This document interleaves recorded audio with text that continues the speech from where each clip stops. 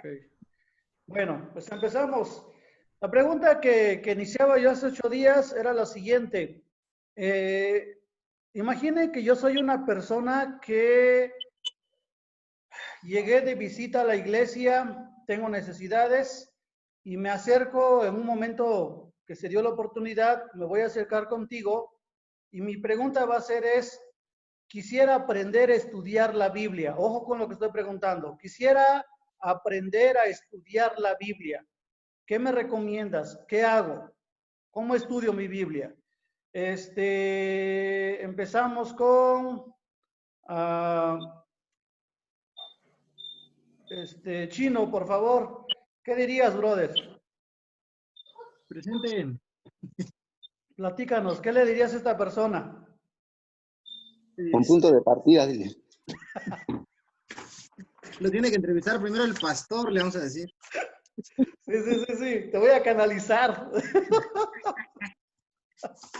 Okay. Además de eso.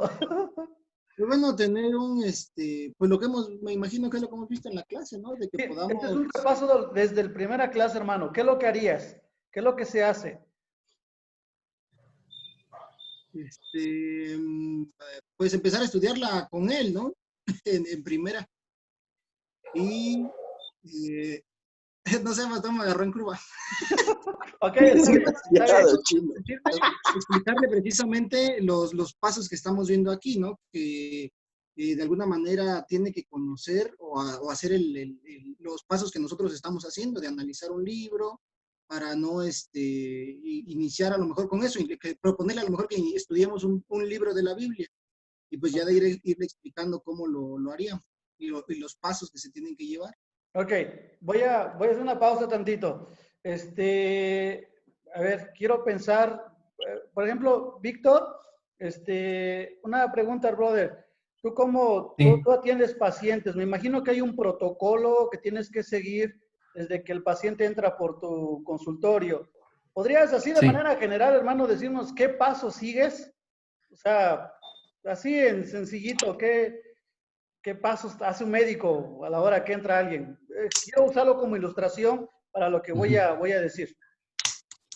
Bueno, sería dar la bienvenida al paciente, después la presentación, después explicarle el procedimiento a realizar, que de entrada sería realizar una historia clínica, y después hacer el desarrollo de la historia clínica, que como dice usted es estructurada, ¿no?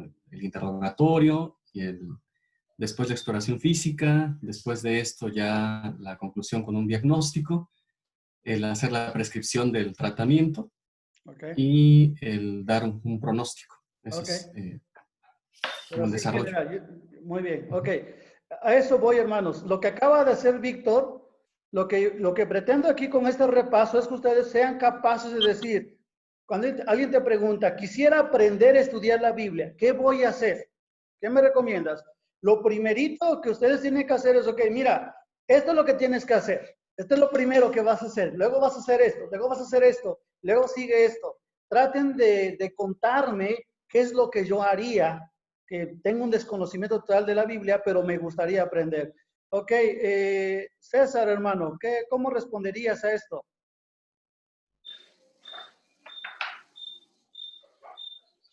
¿Por dónde empezamos?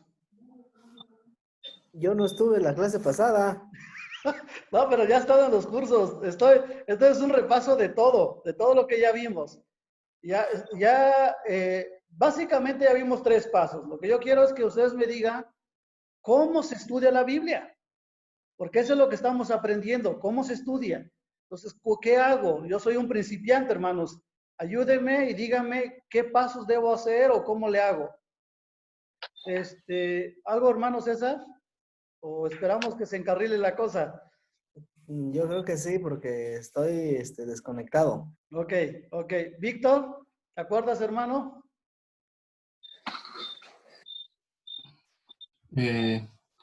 Bueno, lo primero que le diría es que existen una serie de pasos para poder estudiarlo de manera correcta, ¿no? Y que pues en estos se distinguen 2 procesos. Eso. El primero es estudiar un libro, el libro en su totalidad, ¿sí? Y el segundo paso, una vez terminado este primer proceso, es estudiar el pasaje, un pasaje de ese libro. Y decirle que pues en el primer paso de estudiar el libro, también existen unos otros subpasos, ¿no? Un proceso, como es, en primer lugar, estudiar el contexto histórico del libro. Eso. Y Excelente. en ese, Ok, sí. y en ese contexto histórico se tienen que estudiar algunas características del autor, de el trasfondo de la iglesia, ¿sí? La historia de cómo surgió esa iglesia, y luego la situación que motivó al autor el escribir ese libro, con la Perfecto. finalidad de responder una pregunta, ¿no? Que es, ¿por qué escribió este autor este libro a esta gente en este momento? Perfecto. Hasta ahí, hermano. Excelente panorama. Esto es así, muy bien. Primerito, divido el estudio de la Biblia en dos procesos, tal como lo mencionó Víctor. Esto es lo primerito que tienes que hacer. O estudias un libro o estudias un pasaje. Esto es lo que tienes que tener en mente. El primer paso, yo me estoy imaginando que estás sentado en el anexo de la iglesia de Antioquía, estás en un tiempo de convivencia, hubo una visita y te acercó y digo, quisiera aprender a estudiar la Biblia, ¿qué hago? Entonces tú le dices, veo que traes una servilleta ahí o traes un lápiz, déjame dibujarte. Mira, hay dos procesos para estudiar la Biblia y vamos, los separas. Por un lado está el estudio de un libro y por el otro lado está el estudio de qué? De un pasaje, lo que acaba de decir Víctor. Luego vas a concentrarte en el estudio del libro y hay pasos que se tienen que hacer en este proceso del estudio del libro. Y como mencionó Víctor, el primer paso es el análisis del contexto histórico de un libro, tal como ya lo mencionó, que consiste en tres partes. ¿Quién más no estuvo? Pepe, ¿te acuerdas en qué consiste un poquito lo que es análisis del autor, del trasfondo de los autores originales, su situación, hermano? Ahí podemos estudiar acerca de a qué se dedicaba el que escribió el libro, qué situación estaba pasando, dónde vivía, algunas situaciones que estaban pasando cuando él estaba escribiendo ese libro, por qué él lo escribió. A lo mejor puede que esa situación en la que vivió estaba afectando o tenía algo importante que comunicarles en ese tiempo. ¿Estás hablando de información acerca de quién? El autor. Ok. Bien. Chino, ¿qué más podrías ayudar conforme con respecto a la información del autor? Del autor, bueno, ver todo lo que la Biblia habla, bueno, sobre todo la información que él nos dé sobre su personalidad, su identidad, de dónde era, qué relación tenía con las personas a las que a las que les está dirigiendo el mensaje, su situación a lo mejor cuando escribió, los viajes que hizo, dónde estuvo, todo ese tipo de información respecto al autor, creo que es la relevante que podemos buscar. Ok, muy bien. César, brother, ¿qué más nos puedes decir acerca de la audiencia original?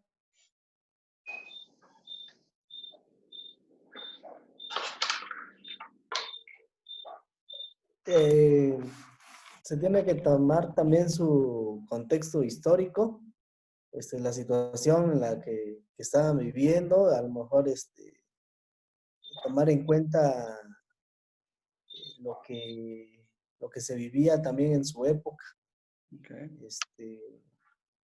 Y la condición de las personas en ese tiempo también. Ok. ¿Podrías comentarnos un poquito la diferencia entre trasfondo y situación, brother? ¿Trasfondo? Ajá, trasfondo y situación de los lectores originales. A lo mejor sus orígenes, puede ser, de dónde están situados, a qué pueblo pertenecen. Eso es en cuanto al trasfondo, cómo es que se formó esa iglesia, por ejemplo, Ok. hablando de las cartas, ¿no? Habla de iglesias. Eso. Y la situación, pues, las condiciones socioeconómicas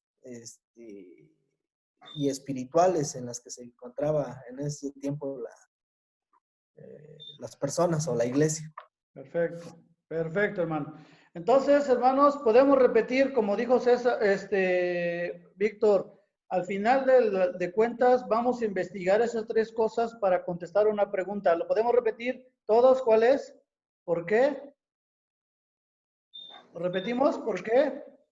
¿Por qué escribió este autor este libro a esta gente en este momento? Okay, vamos a repetirlo, hermano, para que lo memorices. ¿Por qué?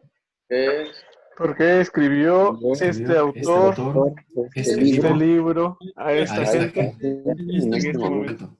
¿Sale? Entonces, es lo primero que deberíamos hacer. Entonces, le marcas a la persona, mira, lo primero que vas a hacer con respecto al estudio de un libro es vas a analizar su contexto histórico, que básicamente es contestar por qué escribió este autor este libro a esta gente en este momento. Y para eso tienes que informarte de tres cosas: información del autor, situación de los lectores originales y su trasfondo. Así que estas tres cosas te van a ayudar a que puedas tener una idea de por qué escribió este autor este libro. Ese es el paso 1. Ok. ¿Qué sigue, Abieser? Ya hablamos del primer paso. ¿Qué sigue, hermano?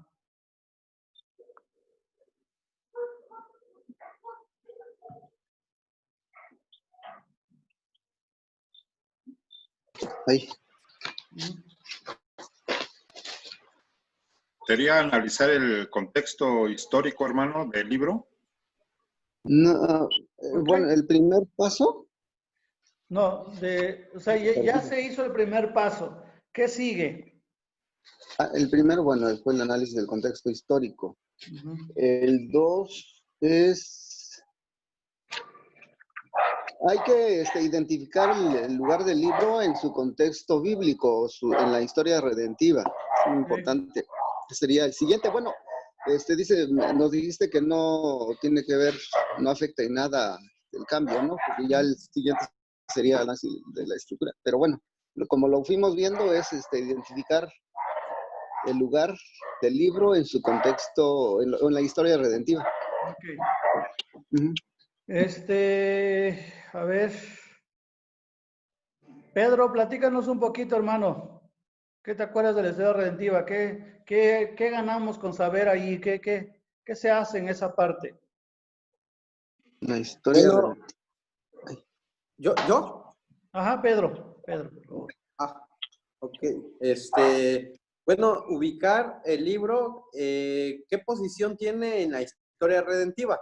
Recordemos que la historia redentiva es desde la creación hasta el Apocalipsis. Ajá. Primero en el Génesis hasta el Apocalipsis, tiene que ver con la creación, con la caída de la creación y la redención de la creación. Uh-huh. Entonces, esto es toda una historia desplegada. ¿Por qué decimos que es una historia desplegada? Porque se va dando por partes lo que es esta historia redentiva. Uh-huh. Se inicia en el Génesis con algunas profecías y poco a poco va avanzando en los libros. No se habla de un todo, sino hasta que viene Jesús. Y bueno, toda esta historia va agarrando forma. Okay. Es por eso que es importante saber en qué parte de toda esta historia se encuentra el libro, para así poder llevar el mensaje. Ok, muy bien. Ok, gracias, Pedro, excelente. Víctor, ¿de qué te acuerdas de esto, hermano? Sí, como comenta Pedro, ¿no? Y nos decía usted que pues la Biblia cuenta únicamente una historia, ¿no? Y que está desplegada a lo largo del tiempo en el que se escribió la historia y que fue pues aumentando poco a poco el conocimiento que se tenía del plan de redención de Dios. Y de ahí que es importante que ubiquemos cómo encaja el libro que estamos estudiando dentro de esa historia redentiva. Y algo que recuerdo que mencionó usted también es que, pues, toda la Biblia habla de Cristo, entonces, al final se tiene que predicar a Cristo. Entonces, cualquier pasaje del libro tiene que conectarse con Cristo, ¿no? Si es del Nuevo Testamento, del Antiguo o Nuevo Testamento. Y el no hacer esto, o sea, el no ubicar el libro dentro de la historia redentiva, nos puede ponernos en riesgo de que interpretemos de forma incorrecta este pasaje, ¿no? Que sea por intuición o algún prejuicio y no realmente el significado que tiene dentro de esta historia redentiva. Excelente. Gracias, hermano, excelente. Josué, si ya se ubicó dónde, bueno, de entrada, hermano, ¿dónde está, en este caso, Filipenses? ¿Entra en una qué? En una epístola. Ok, ¿qué ganas con saber, Josué, que Filipenses está en una epístola? ¿En qué te ayuda conectar la historia redentiva y saber que es una epístola Filipenses? ¿Qué ganas?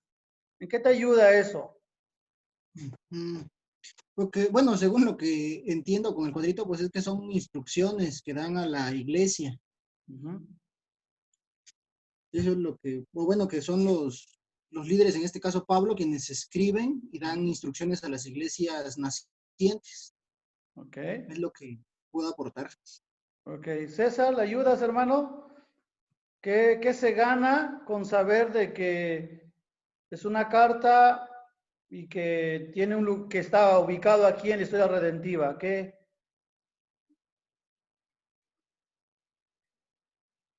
beneficio nos trae?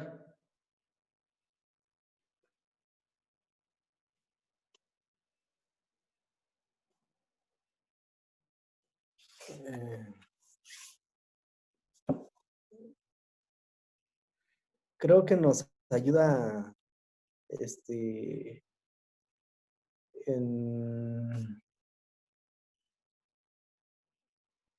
al momento de aplicar. No recuerdo muy bien, pero es que dejé mi libreta. Sí, no te preocupes, amigo, no te preocupes. Es un repaso, Este, lo que puedas. Sí, todos los libros están divididos, ¿no? Y el hecho de que, por ejemplo, las cartas no, ya me enredé. No te preocupes. Trata de ordenar tus ideas. A ver, te voy a ir ayudando. El Antiguo Testamento, cada libro nos va preparando para la venida de Cristo, ¿no? Y el Nuevo Testamento parten con la venida de Cristo. Los evangelios nos van a narrar en qué consistió su ministerio, luego cómo se fue. Y ya la historia, que solamente es un libro, Hechos, nos narra cómo ascendió, pero también cómo el Espíritu Santo vino y cómo inicia una nueva era para la iglesia con el Espíritu Santo. Pero ¿qué tienen de especial las epístolas? ¿Alguien que nos podría ayudar? ¿Qué tiene de especial en esta historia redentiva? Bueno, hace 8 días comentábamos de que Cristo ya vino, ya, como decías, ya está el Espíritu Santo en la iglesia. Entonces, las epístolas son instrucciones cómo debe de vivir una persona nueva.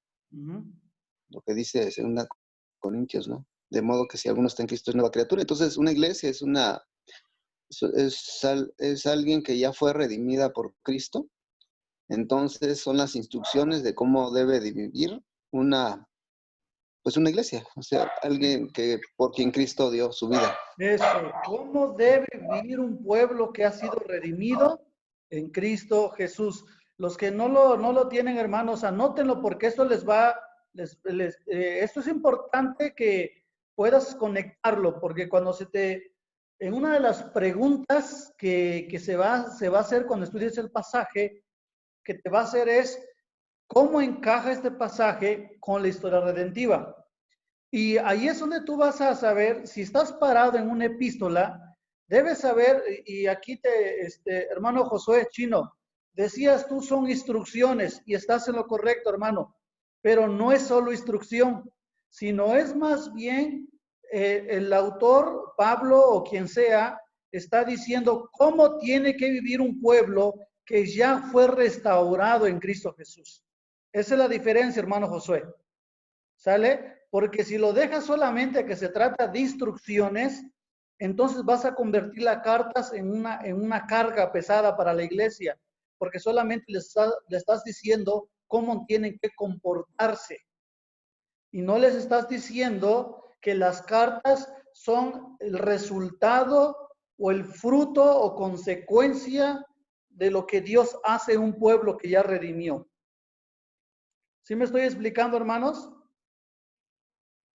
Josué, explícanos otra vez, hermano. ¿Qué tiene que ver las epístolas en la historia redentiva? José Avendaño. Ok. ¿Vale? Perdón, José Avendaño, Pepe. Porfa, ¿nos puedes decir perdón. lo que ya dijimos, hermanos? Hermano, en tus palabras. Lo que capté es que tenemos que ver cómo encaja este pasaje en la historia de redentiva. Ajá. Y esas epístolas tienen que ver cómo, pues nos enseñan cómo tiene que vivir un pueblo que ha sido redimido en Cristo Jesús. Eso. Sí, hermanos, eso. Esto es clave. Parece sencillo, pero de verdad esto les va a ayudar que cuando prediquen, no prediquen solamente moralismo, cómo tienen que vivir. Esto es importante, porque esto nos va a salvar de no caer en solamente decir a la iglesia, compórtense así, compórtense así. No, esto les va a ayudar a ustedes a que les digan, miren lo que ya Cristo hizo, tal como nos narran los evangelios. Cristo nos ha dado de su espíritu, tal como nos narra Hechos, y entonces así es como tienen que vivir. Por favor, hermanos, nunca olviden, y cuando ustedes estén dando esta clase, porque al final de cuentas para eso les estoy enseñando, para que después ustedes estén enseñando este seminario a los demás, cuando des esta clase, por favor, dile a tus alumnos, no es de casualidad que el apóstol Pablo en todas sus cartas primero dice qué es lo que Cristo ya hizo. Ahí parte Pablo. Parte siempre va a ir de la cruz, va a hablar que nos redimió, nos escogió, nos salvó, y va a hacer todas las imágenes para hablarnos de lo que Cristo ya hizo, y luego va a decir, por tanto, así que, de manera que, y empieza a dar instrucciones a la iglesia. Por eso se trata entonces, más allá de una lista de qué hacer, se trata de el poder que Dios puede lograr en la vida de un pecador que ha sido restaurado en Cristo Jesús. Así es como Dios lo va a hacer. Hermano Josué, ¿nos quieres decirlo otra vez, hermano? ¿En qué consiste esto? Hermano José, Josué Chino. Sí, soy yo entonces. ¿Cómo encaja, digamos, en la historia redentiva o las epístolas? Es la pregunta, ¿no? Entonces, bueno, nos ayuda a saber que las epístolas fueron escritas o inspiradas por Dios para que nosotros como cristianos, una vez que ya estemos conscientes del sacrificio que hizo Dios por nosotros, podamos en respuesta, o Dios provoca el que nosotros nos comportemos de esa manera. O sea, es como el resultado de la redención que Dios ha causado en nosotros. Eso. Nunca lo olviden, hermanos. Las epístolas son el resultado de la redención. Las epístolas nos dice, esto es lo que Dios va a producir. Esto es lo que vas a trabajar. Miren, hermanos, voy a usar términos teológicos. Las epístolas es el proceso de santificación porque ya fuiste justificado. Sí, miren, las epístolas dice, porque ya fuiste justificado, ahora tienes que trabajar en tu santificación. Pero las epístolas no son, trabaja en tu santificación para que seas justificado, para que seas declarado justo delante de Dios, sino es al revés, porque ya fuiste declarado justo, ahora trabaja en tu santificación. Y lo mejor de todo es que Dios está trabajando contigo. ¿Recuerdan que Pablo decía, el que él inició la buena obra la terminará? No solo nos ha declarado justos, sino va a trabajar para que lleguemos a comportarnos como justos. Me gustaría, hermanos, con toda honestidad, si alguno de ustedes todavía está luchando en entender cómo se conecta la pregunta de qué tiene que ver este libro en la historia redentiva, cómo encaja. Por favor, dígalo porque quiero saber que lo puedas enseñar.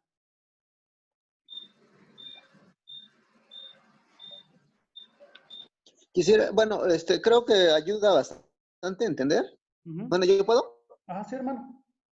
Bueno, estoy notando también que, bueno, es crucial la venida del Espíritu Santo, lo que ya analizamos hace unas clases, porque aún si no estuviera la presencia de la guianza del Espíritu Santo en la vida de una persona, no podría hacer nada, sería solamente instrucciones, pero no hay nada, no habrá nada, pues, de cambios. Entonces creo que con la venida del Espíritu Santo, sí es cierto, el proceso es de la santificación, ya fuimos justificados, pero con la presencia del Espíritu es posible. Amén. Ahora, ya es diferente, pues ya no somos solos los que estamos luchando en ese proceso. Yo lo percibo así. Eso. Ok. Ahora, yo tengo una como manera de pregunta, digo, me quedé pensando, ¿no? Porque finalmente a veces, bueno, yo, o lo he pensado yo inclusive, digo, cuando acepto a Cristo, yo sé que hay tanta gratitud al conocer a mi Salvador. Y es cierto, ¿no? En un momento parece que ando flotando, ¿no? Que puedo hacerlo todo, pero finalmente me doy cuenta de que tengo también luchas. Entonces, creo que para eso están también las instrucciones, para recordarnos, porque recuerdo lo que dice el apóstol Pedro, ¿no? Por esto mismo añadida a vuestra fe virtud, y luego viene una serie ahí con el apóstol Pedro. Yo creo que para eso, ¿no? Para eso es para ir perfeccionándonos. Okay. Así más o menos quiero captarlo. Muy bien. Ok, gracias, Avi, por ese comentario. Por favor, vean mi pantalla. Voy a hacer una conexión acá. Díganme, por favor, ¿qué fue primero? Hablando del pueblo de Israel. ¿Primero fueron pueblo y luego les dio su ley? ¿O primero les dio su ley y luego fueron pueblo? ¿Qué sucedió primero? Primero fueron pueblo. Ajá. Primero pueblo. Primero pueblo. ¿Y para qué les dio su ley?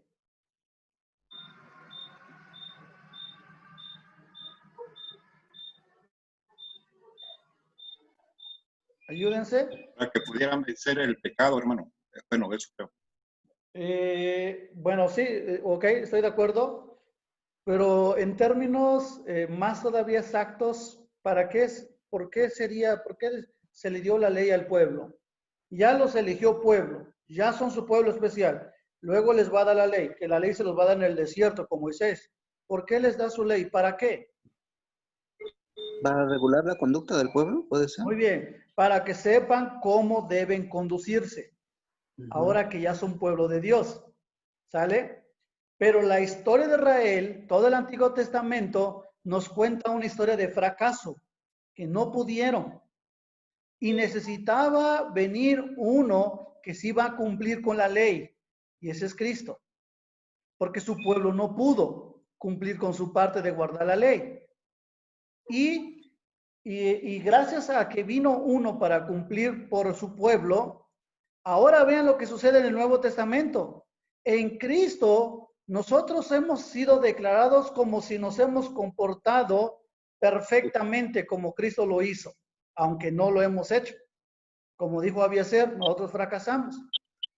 Pero lo que yo voy, amados, es que así como en el Antiguo Testamento Dios elige un pueblo por gracia y después le da su ley para que sepan cómo vivir, en el Nuevo Testamento Dios nos ha redimido por gracia y nos va a dar sus epístolas para que sepamos cómo debemos vivir como pueblo de Dios. No para que seamos.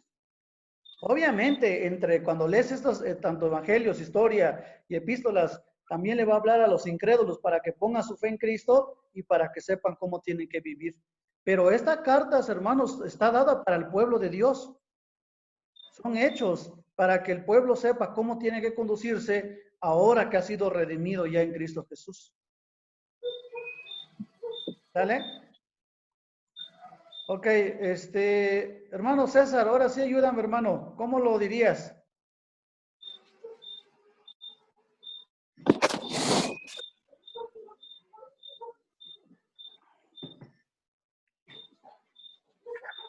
¿Cómo diría cuál, hermano? O sea, la pregunta, acuérdense que estamos, tantito, damos un minutito, ¿sale? Recuerde que estamos explicándole a alguien que no conoce cómo tiene que estudiar la Biblia, ¿sale? Ya le dijimos que para estudiar la Biblia hay dos procesos, estudio del libro, estudio del pasaje. Con respecto al estudio del libro, paso número 1, análisis del contexto histórico. Ahí básicamente voy a contestar por qué escribió este autor, este libro, esta gente en este momento. Me informo todo lo que yo pueda del autor, de la audiencia original, su situación y su trasfondo. Perfecto, ya hice eso. Paso número 2, le vas a decir, vas a ubicar qué lugar juega este libro que estás estudiando en la historia redentiva. ¿En qué te ayuda ubicar el lugar del libro en la historia redentiva, hermano? ¿De qué sirve hacer eso?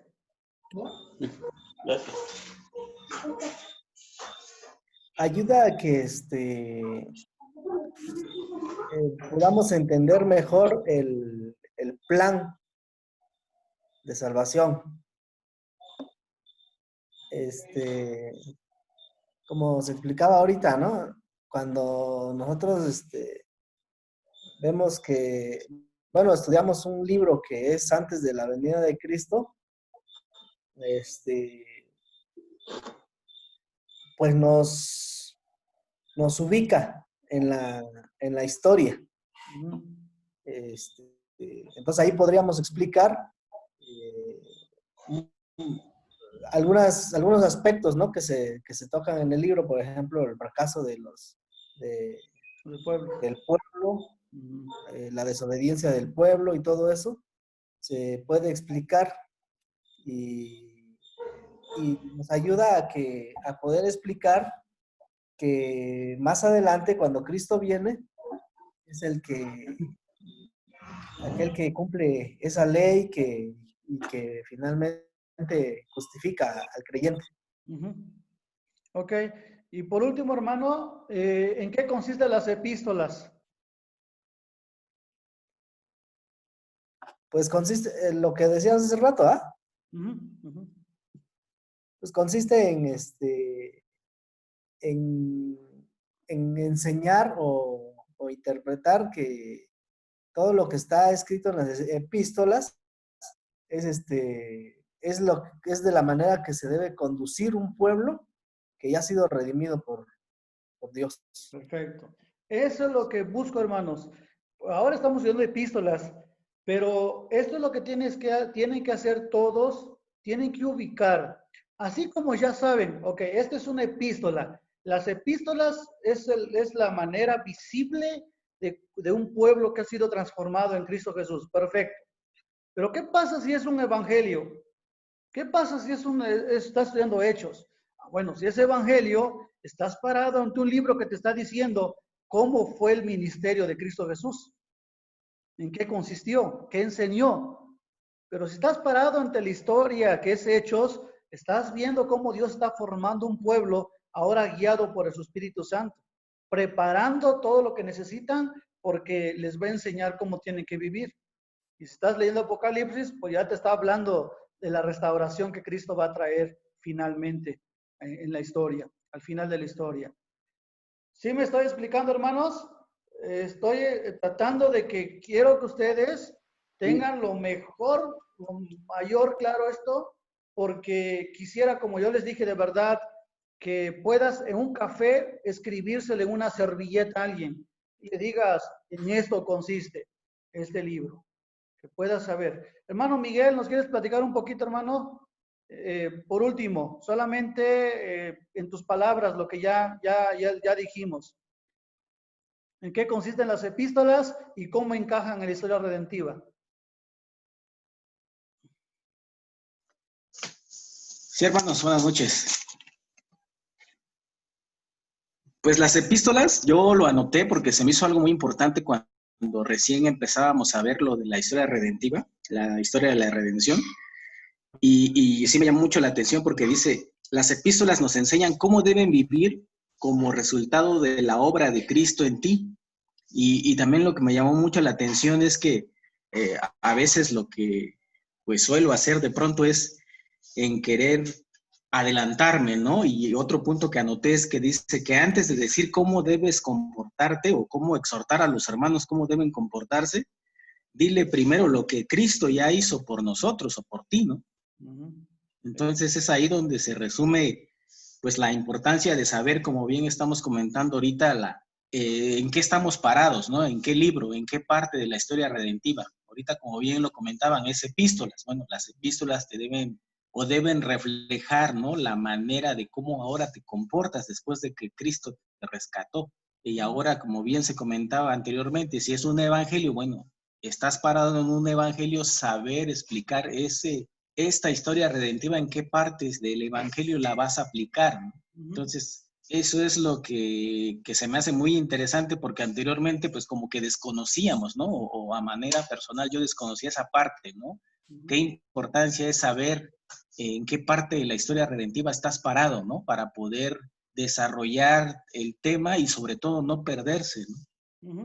Y poder llevar a la iglesia a lo que realmente pues estás tratando en el pasaje, ¿no? Muy bien. Excelente No resumen. perder la idea principal, pues tener la idea principal y sobre todo saber en qué parte de la historia redentiva estás, ¿no? Para no perderse. Sí, y creo que Agus en una ocasión comentaba, esto no es para que lo digamos a la hora de predicar, sino esto es para que tú sepas cómo te vas a acercar al texto, ¿sale? Esto no es para que lo comentes en un sermón, al menos que creas necesario decir algo, pues tienes que decirlo, pero en 1, 2, 3 minutitos. A lo que yo voy es, esto te va a ayudar a ti, cómo te vas a acercar al texto y qué tienes que tomar en cuenta a la hora de interpretar el texto. ¿Sale? Para que no suceda, perdón, como decía el hermano Josué hace rato, que no piensen solamente que las epístolas solo son instrucciones, ¿no? Y ya, cómo tienes que vivir. No es eso. Eso hay muchos libros de cómo vivir, sino este es el pueblo que Dios ha producido a través de su Espíritu Santo. ¿Sale? Ok, a ver, si están todavía los demás o ya se fueron. Ok, hermano Pedro, ¿qué sigue? Ya vimos un poco más del paso 2. ¿Qué sigue? ¿Qué otro paso le vas a anotar en su servilleta al que te hizo la pregunta cómo estudiar la Biblia?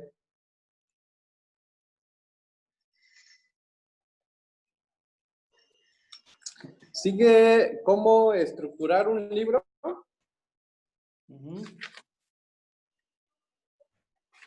Platícanos, hermano, platícanos. Dirían, lúcete. Bueno, en cómo estructurar un libro, buscar el nivel que es el más básico para saber de qué nos está hablando el libro. Y ahí vamos a encontrar palabras, frases, cláusulas y oraciones.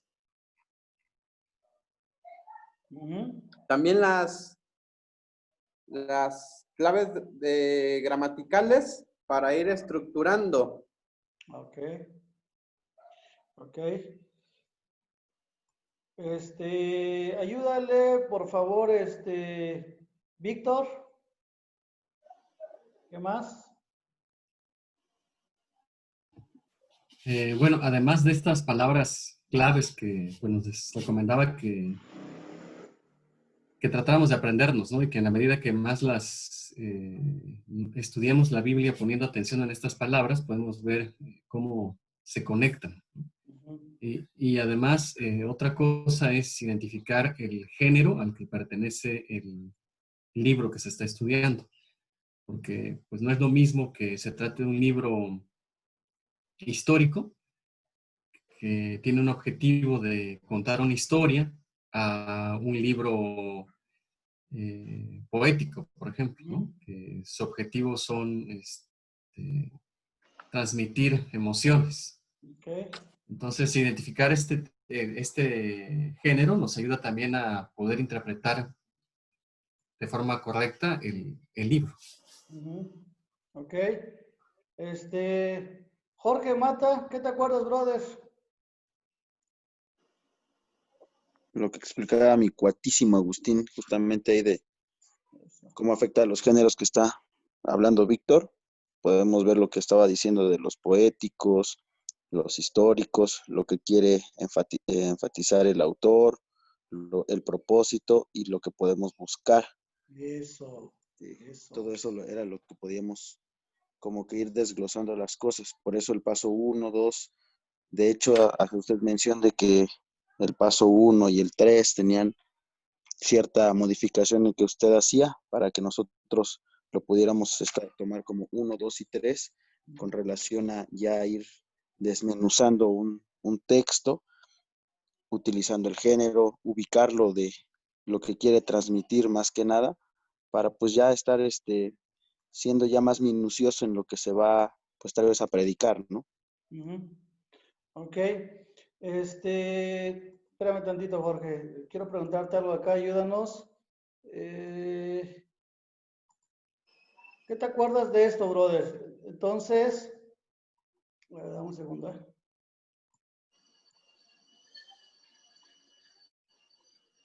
Ok, de los pasos para analizar una estructura, Jorge, ¿qué te acuerdas? Lo tienes en pantalla. ¿Quieres comentar un poquito?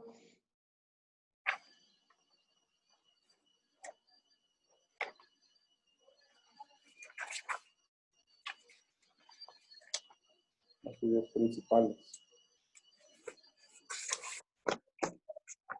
Hola, hola. ¿Sí estás por ahí, Jorge?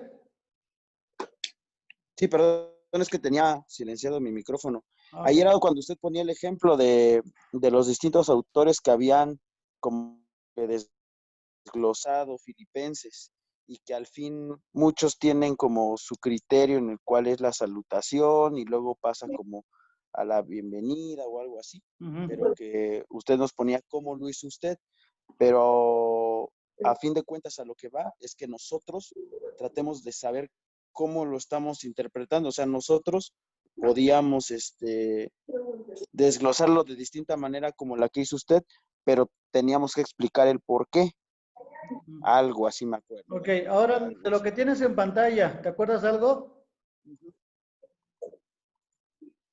Sí, de pues esas ideas principales, ¿no? Cuando pasamos de una sección a otra. Eso. Ok. David, ¿quieres compartirnos algo? ¿Qué te acuerdas de esto? Sí, que tenemos que buscar como los puntos claves que nos van a ayudar a entender en qué momento el autor está tal vez hablando de algo en grandes rasgos. Esta era como la primera parte, ir por las estructuras mayores, ¿no? Donde pudiésemos encontrar acerca de un tema, aunque esta estructura se pueda subdividir como veíamos, que entendiéramos de qué estaba hablando en una estructura grande, y para eso necesitábamos identificar, perdón, eso nos ayuda lo de la gramática, ¿no? Usar los conectores para poder pasar de un lugar a otro, y así poder sacar la idea del texto y por supuesto también la idea del libro, ¿no? Excelente. Ok. Muy bien. Entonces, hermanos, cuando hablamos de la estructura, básicamente, primero aquí es la importancia de empezar a buscar palabras que nos van a indicar estructura. ¿Sale? Acuérdense, hermanos, aquí tú tienes que ser intencional en ir buscando estas palabras en la Biblia. Cuando los veas, identifica qué significa, qué indican esas palabras. Ahora, por supuesto, dijimos también, fue pequeña clasecita, más adelante me gustaría darles ejercicios de según el género, cómo lo vamos a trabajar, pero algo importante es que el género de un libro va a afectar la estructura. Eso es lo que vale ahora que tengas en cuenta. No es lo mismo un narrativo, un poético, un argumentativo, el género literario del libro, eso te va a indicar qué tipo o cómo vas a hacer tu estructura. A la hora ya de estructurar, primer paso, identifica las secciones principales, vamos, las transiciones que indican el movimiento de una sección a otra. Miren, déjenme decir los 3 pasos básicos acá. Aquí va. 1. Identifica las transiciones que indican el movimiento de una sección a otra. Ahí es donde yo les decía las secciones mayores, los temas mayores que el autor va a manejar y que como empezamos a hacer ese día, esos 8 días. 2. Lo siguiente es, usa las transiciones entonces para dividir el libro en secciones y subsesiones. Por ahora solo me quiero concentrar en secciones, no quiero trabajar todavía en sub. Quiero que aprendamos a buscar secciones de libros, los mayores. Y esto es importante. Busca pistas que indican lo que el autor quiere comunicar en cada sección. Eso es lo que tienes que hacer. Ahora, por eso, hermanos, que ese día empezamos a trabajar con el pasaje de Filipenses. Y esta es una sección mayor. Lo que está en color gris es una sección mayor. Lo de amarillo es otra sección. Y esto, como verde o qué color es otra sección. ¿Sale? Esto es lo que está diciendo. Identifica las secciones del libro y trata de poner un nombre en qué consiste. ¿Sale, hermanos? Y esto vamos a trabajar, vamos a hacer un poquito más hoy. Bueno, ya hemos dedicado suficiente tiempo para el repaso. Si pudieras, Jonathan, si pudieras ponerle un título a esta primera sección, ¿qué le pondrías? El color gris. Salutaciones. Ok, y la más fácil, salutaciones. Ok. Pastor. Sí, adelante. Hace rato usted decía que estas secciones, por así decirlo, o la estructura, se divide en 3. En una en transiciones, de una sección a otra. En la 2 en dividir estas secciones en subsecciones. Pero ¿cuál es la tercera antes de que se avance? Nada más para anotarla. El nombre. ¿Qué nombre le vas a poner? Identifica un título, vamos, para esa sección. Ah, ya. Gracias. Ese es el 3, amigo. Sí, ¿te quedó claro? Una vez que ya identifica las secciones mayores, que son estos colores que tú ves acá, el paso 3 sería, vas a ponerle un nombrecito. ¿En qué consiste? Pone un título. ¿Sale? O sea, eso yo se lo puedo poner a mi criterio, por así decirlo. Sí, pero tomando en cuenta de qué habla el autor. No nomás por poner. Por ejemplo, miren, tengo la estructura aquí de mi carta. Del 1 al 2, que apareció allí como gris, yo le puse saludos. Lo que Jonathan dice, salutaciones. ¿Sale? Luego del 2 al 11 le puse oración de gratitud y petición por los filipenses. Ahora, ¿por qué le puse ese título? Porque en mi criterio, del 2 al 8, habla de acción de gracias por su participación en su vida y ministerio, en este caso de la iglesia hacia Pablo.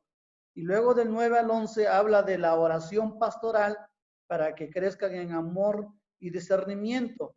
Básicamente vi que aquí hay una oración de gratitud y aquí hay una oración de petición. Por eso le puse oración de gratitud y petición por los filipenses. Ese es mi título. Estas son las secciones mayores. Esto que estoy seleccionando. ¿Sale? Y estos chiquitos son las subsesiones, que también le voy a poner nombre, pero por ahora quiero que ustedes aprendan a hacer divisiones mayores y le pongamos nombres. ¿Sí me estoy explicando, hermanos? Sí, pastor. ¿Sale? Sí. Pastor. Okay. Entonces vamos a trabajar. A ver, hermano Abel, ¿qué nombre le pondría usted a esta sección? Al amarillo.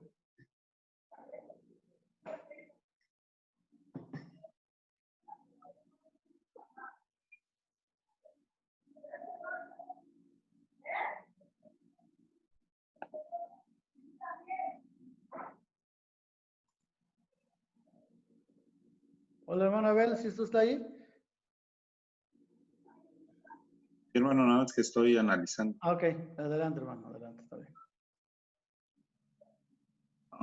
Pues bueno, primero los saludos y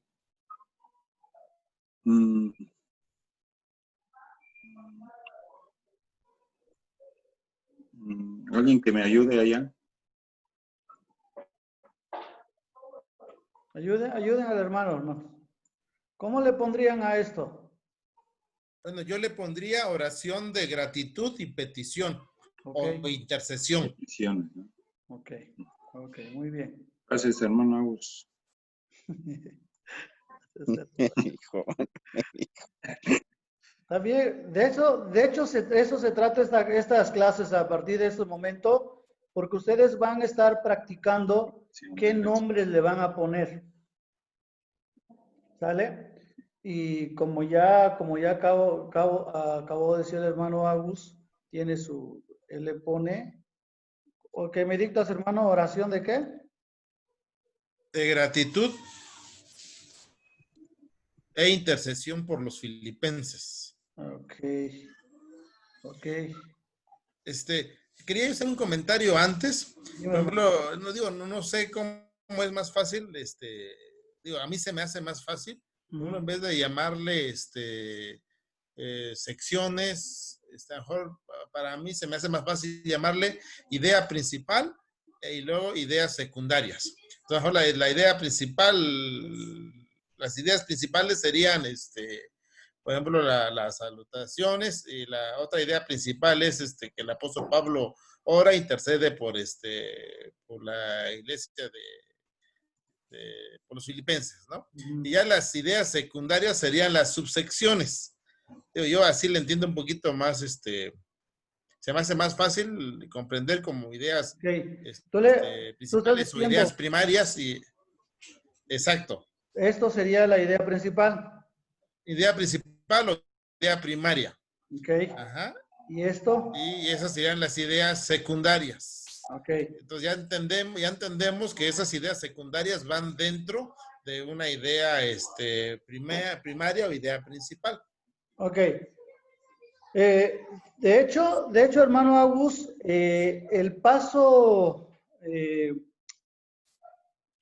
ahora le he llamado secciones principales o subsesiones o secciones secundarias, porque al final de cuentas sí vamos a llegar a lo que acabas de decir. Cuando ya estemos estudiando el pasaje, como ya les mostraba yo en mis gráficas, sí llego, al final de cuentas, esto se trata de una idea principal, ¿sale? Lo que acabas de mencionar. Solamente que obviamente yo uso el tema de sección principal, pero al final de cuentas sí hay una idea principal, pero hay algo acá, algo más que quiero comentar, que tendría un pequeño pero acá. Lo que pasa es que vamos a aprender también, hermano, un paso que se llama ¿cuál es la idea principal de este pasaje? Y va a haber unas reglas de cómo se arma una idea principal. Y lo que yo estoy haciendo ahora solo son títulos. ¿Sale? Son puros títulos nada más. Le estoy poniendo nombres a esos versículos, pero no es en sí todavía la idea principal. De hecho, vamos a aprender algunos elementos que debe tener para que se llame idea principal. Entonces, por eso uso todavía el nombre de secciones y secciones mayor, sección menor, hermano. Pero no está peleado. Lo único que quizás más adelante sería diferenciar que no haya confusión de llamar idea principal y luego cuando ya, ahora sí, trabajemos como lo vamos a aprender, en qué consiste, cómo se narra una idea principal, ¿no? No sé si... sí, entendí, pastor. Sí, ¿sale? porque al final... Por eso sí, está yo bien. todavía sugeriría, cuesta un poquito trabajo, pero todavía sugiero que se llame como sección principal y secciones menores. Porque para no confundir los nombres de idea principal, ¿sale? Que después lo vamos a usar. Perdón, a ver, quiero ver dónde está. Ok. Entonces, aquí hay voy a poner simplemente oración para ir ahorrándome tiempo. Ahora, esta sección, ¿cómo le pondrían? Lo que ven aquí de este color como verde.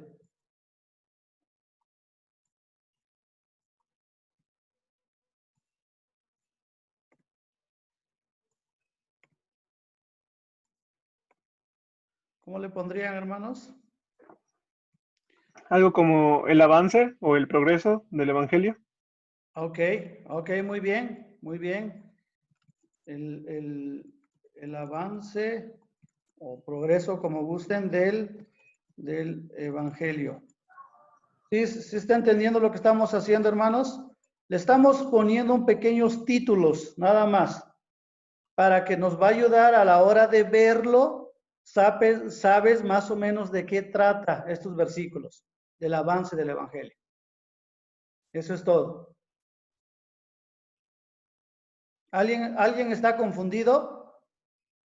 ¿Qué estamos haciendo?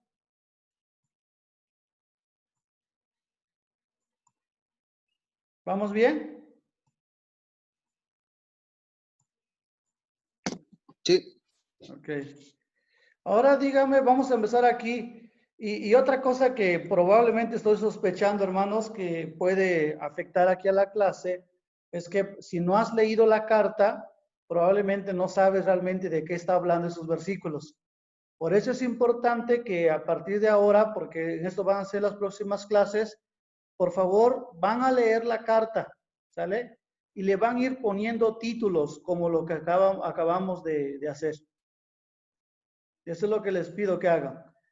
Van a leer su Biblia, van a ir poniendo, creyendo que son secciones principales y pónganle un pequeño título, un pequeño título. Vean, aquí tengo toda la Biblia de Filipenses. Entonces, la idea es que vayamos dividiendo en las secciones principales y le vayamos poniendo títulos. Lo ideal es que cada quien comparte y diga, yo le tengo este título, el otro, yo le tengo este título, el otro diga, yo le tengo este título, y solamente estemos corrigiendo algunas ideas de títulos y vayamos enriqueciéndolo. ¿Sale? Entonces, eso lo vamos a hacer para la próxima clase, pero es bueno que lo hagamos ahora para que practiquemos y sepas qué es lo que vas a hacer con lo que viene adelante. Y practiquemos. Del versículo 27, ¿hasta dónde creen que sea otra sección principal?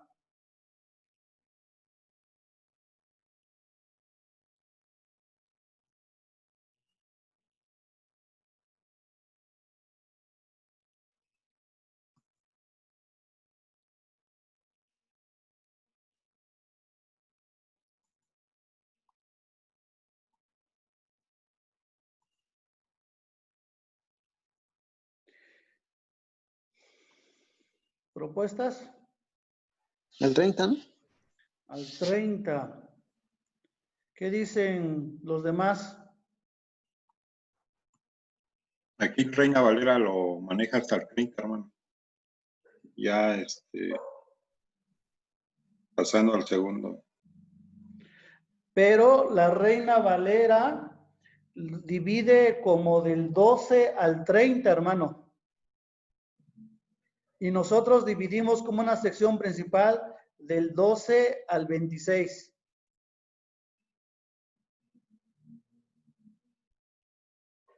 ¿Sí me explico? O sea, si nos basamos como la división de la Reina Valera, ya no encajaría esta sección entonces. Este color debería estar hasta el 30, si es que nos basamos ahí.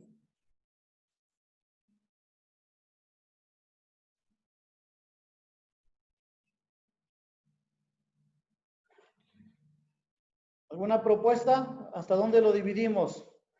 Josué.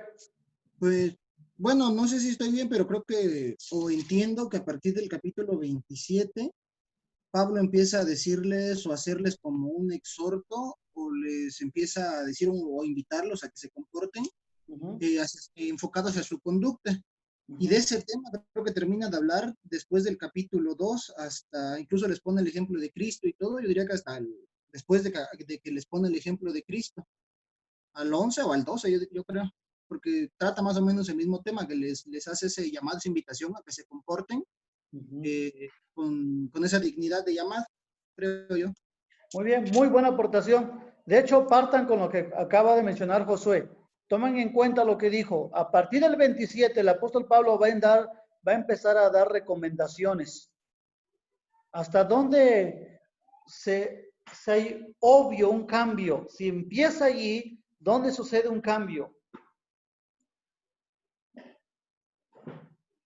Tomen en cuenta lo que acaba de decir Josué, porque esa es la clave.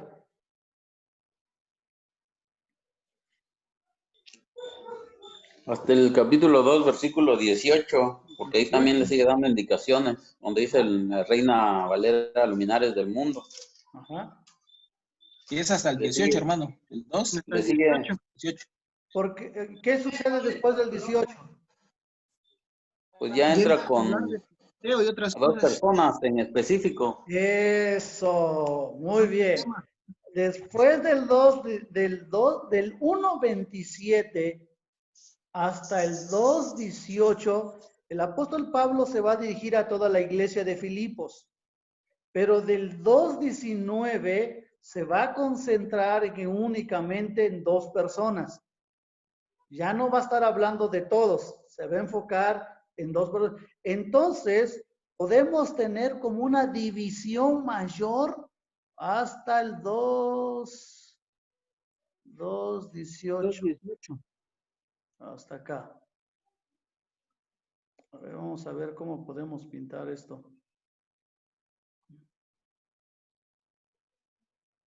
Bueno, no sé. O blanco lo dejo. Ok. Vean, por favor, o vean en su Biblia. Yo lo tengo aquí, vean la sección. Si alguien les pregunta, ¿por qué tan grande es la sección?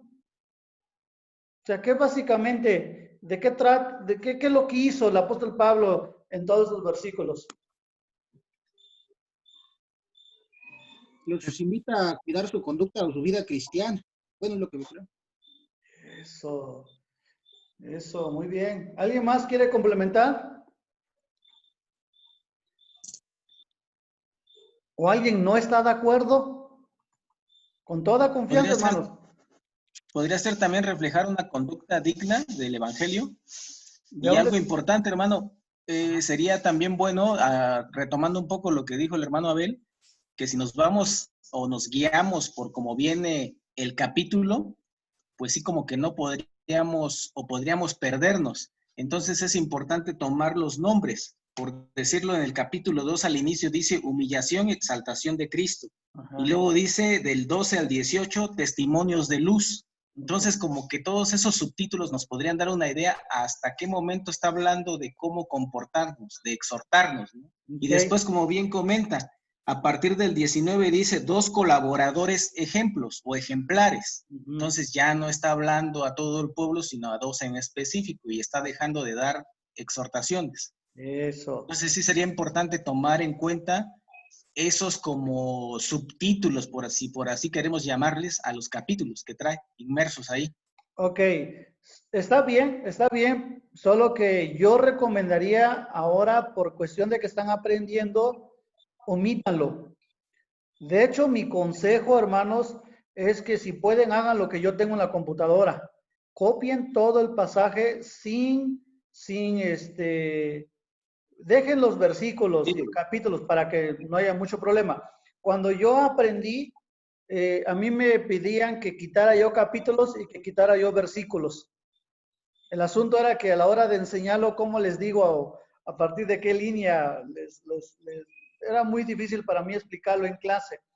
Pero para cuestión de aprender, incluso es recomendable, quítenle capítulos, quítenle versículos, quítenle títulos, dejen el puro pasaje, vamos, y que empiecen a ustedes a dividir, y así no están influenciados por las divisiones que ya hizo el traductor en la Reina Valera 60.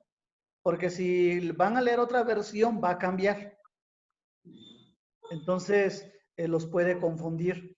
Pero no está mal lo que acaba de decir Miguel. También te puedes apoyar, solo tengan cuidado, porque a veces las traducciones no necesariamente hicieron un análisis de estructura. Ellos solo le están poniendo títulos de qué habla ciertas partecitas, pero no están pensando los traductores en una estructura del pasaje.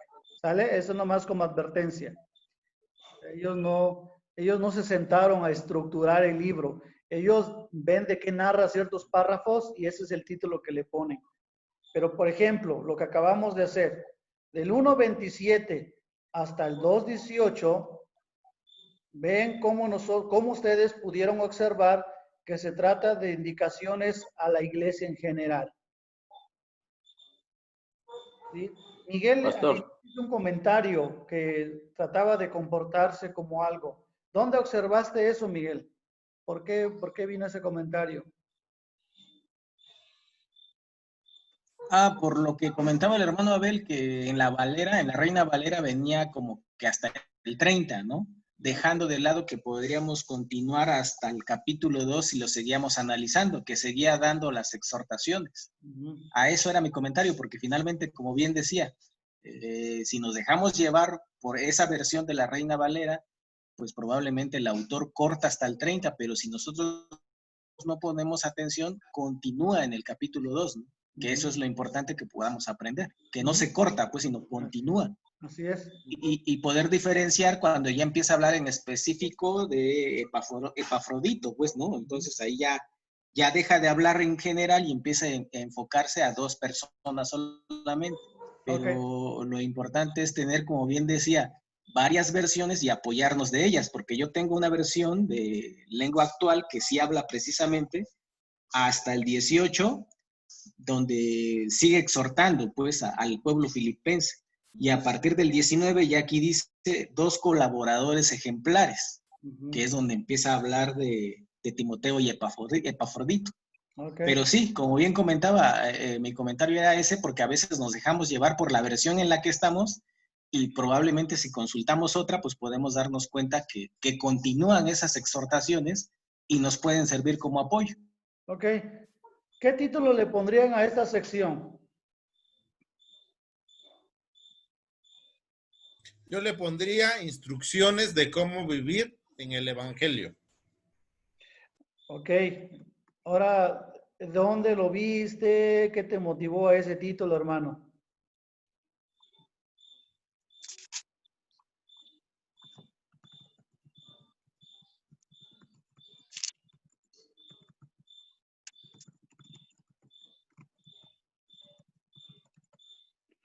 Hermano Agus, ¿cómo llegaste a este título, hermano? ¿Por qué?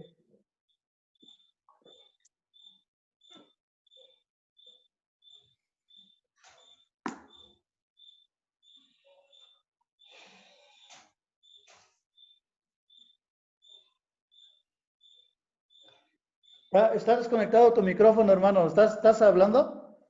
No te estamos escuchando. Perdón. Sí. Entonces, digo, después de leer el capítulo 1, el verso 27, que inicia hablando de cómo dice que os comportéis. Está hablando que os comportéis como es digno del Evangelio. Eso. A partir de ahí ya da instrucciones de vida, Pablo, para los filipenses ahora que están en Cristo. En el capítulo 2 está hablando, por ejemplo, de la humillación de Cristo. Ajá. Entonces dice, si Cristo vivió así, también nosotros estamos llamados a vivir así. Eso. Entonces, vean, hermanos, cómo el apóstol Pablo decide en su mente, él tiene que de estas partes, él le va a hablar a la iglesia cómo tienen que vivir según el evangelio. Va a partir, ahora, no estamos inventando el nombre. Pablo dijo solamente que os comportéis como es digno del evangelio de ¿qué? De Cristo. Y inmediatamente les va a decir cómo. No es de casualidad que va a dedicar unos versículos donde va a decir, haya pues en vosotros este sentir como en Cristo Jesús, el cual nacido en forma de Dios no estimó ser igual a Dios como cosa que aferrarse, sino que se despojó a sí mismo, tomando forma de siervo, hecho semejante a los hombres, y estando en la condición de hombre, se humilló a sí mismo, siendo obediente de la muerte y muerte de cruz. No es de casualidad que va a estar esta parte aquí, porque Pablo le está diciendo cómo es vivir, cómo es digno del evangelio, como Hugo o como Cristo Jesús lo hizo. ¿Sale? Por eso es que es un buen título, instrucciones de cómo vivir en el evangelio. Tú le puedes poner como gustes, pero tiene que partir de esta frase. O sea, tiene que estar relacionado a lo que el autor está diciendo.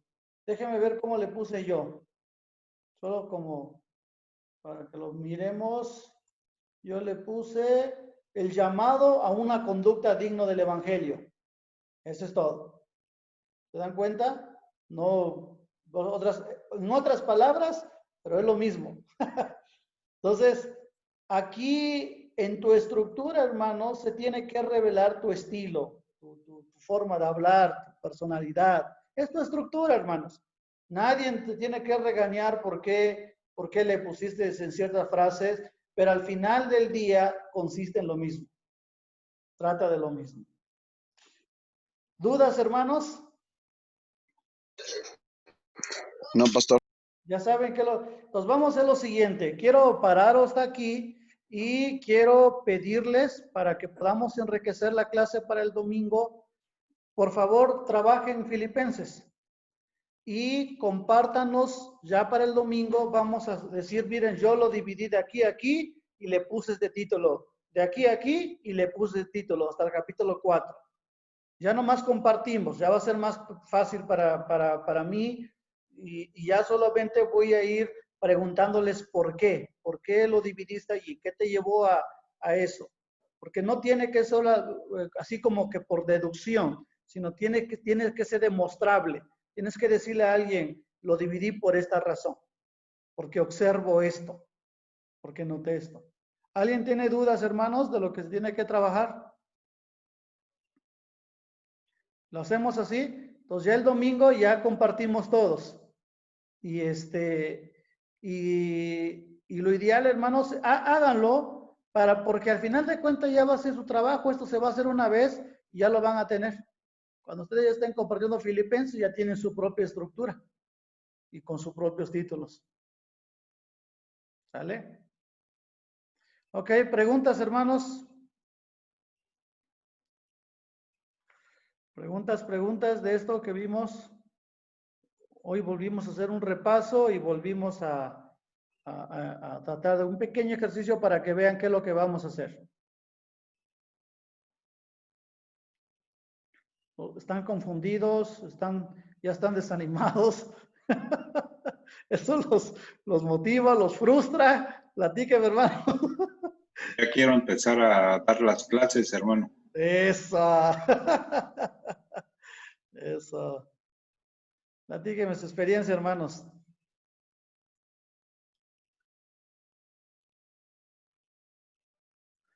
Hola, hola, llamando a tierra. Ya detuve la grabación para que no se preocupe.